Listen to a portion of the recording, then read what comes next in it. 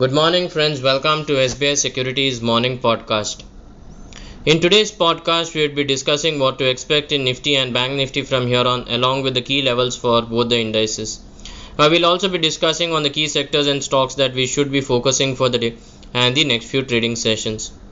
In trade yesterday, the benchmark index Nifty opened with a downside gap, and thereafter it oscillated in a range of just 126 points right through the day. This was the lowest daily range in the last 7 trading sessions, which resulted in the formation of NR7 pattern. Along with this, Nifty oscillated within the range of the prior candle, which resulted in the formation of an inside bar candlestick. So in Tuesday's trading session, Nifty has formed NR7 plus an inside bar pattern. The formation of this pattern indicates a day with low volatility as well as contraction. In addition to this, if we see, there is a contraction witnessed on the 30-minute time frame on the Bollinger Band, which has contracted significantly as well. The low level of volatility is generally followed by a sudden increase or a spike in volatility and a directional move in the next few trading sessions. Among the sectoral indices, if we see, Nifty Realty, Nifty Oil and Gas were the top gainers in trade yesterday, while Nifty Media and Nifty IT were the top losers. Most noteworthy, if we see, Nifty Mid Cap and Nifty Small Cap have strongly outperformed the frontline indices in trade yesterday. Volatility index India VIX has surged by nearly 5% in trade. However, it is still trading below its short-term and long-term moving averages.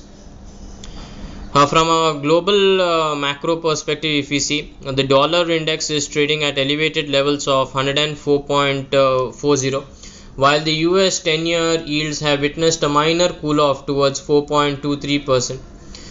Brent crude has stabilized at $86 a barrel, forming a short-term swing high at 87.60. The trend of crude oil prices coupled with the movement of USD INR could be extremely crucial from an Indian standpoint. Coming to the index levels, the 50-day EMA zone, that is the levels of 22,080, 22,100 will be the immediate hurdle for the index.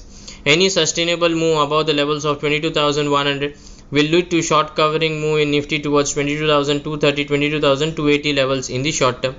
While on the downside, the 50-day EMA zone of 21,880, 21,900 will act as the crucial support zone for the index.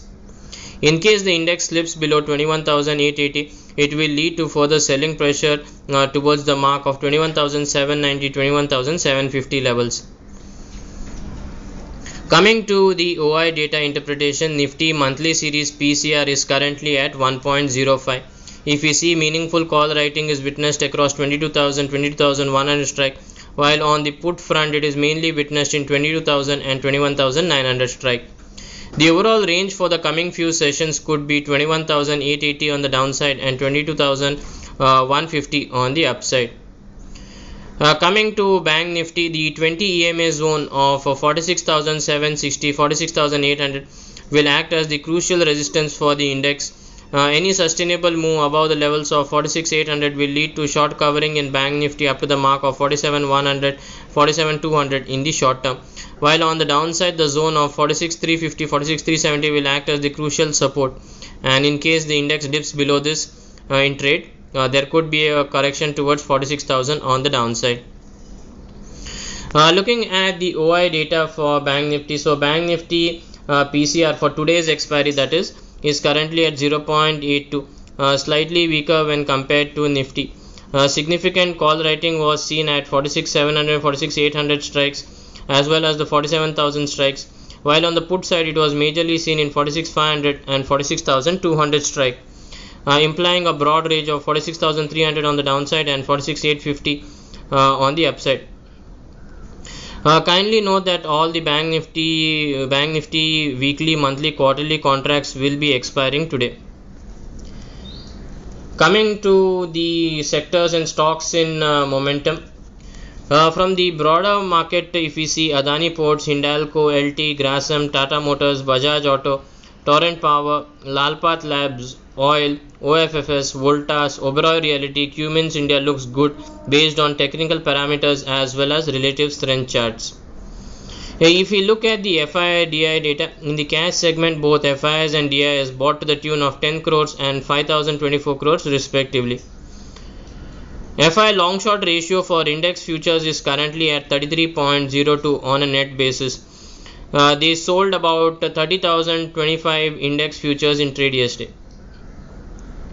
Looking at the stock futures front, if we see FIs have bought to the tune of 9,925 contracts, while on the options front, FIs sold 30,868 call contracts and sold 16,412 put option contracts. So friends, that's all for today. Thank you for regularly listening to our podcast and wishing you all an energetic day ahead. Do tune in tomorrow for more market updates and insights. Thank you. Investment in securities market are subject to market risks. Read all the related documents carefully before investing.